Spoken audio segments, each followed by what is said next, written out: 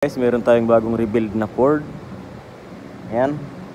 Diesel ito guys, 4 cylinder, 2.2 liters. Ayan. Dito wala kang makikitang timing mark.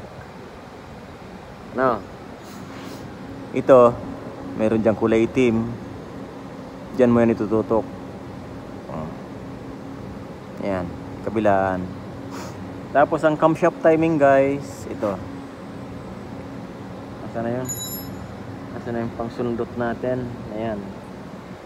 Ito guys. Ayan yung camshaft timing. Ayan.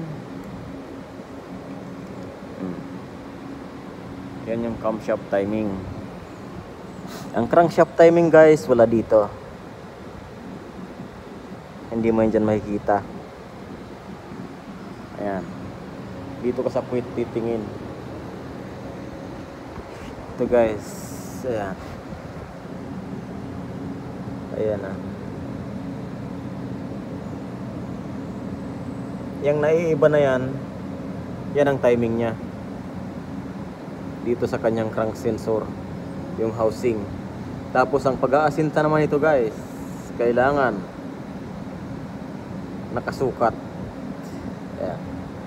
Yung crank sensor nya or crankshaft position sensor. Dahil kapag hindi aandar yan, minsan mararamdaman mo may mga kakaibang nangyayari sa makina or mamalya o kaya mahirap andarin, ganyan. Kaya kailangan nakaasinta rin yung crankshaft sensor. Ayan.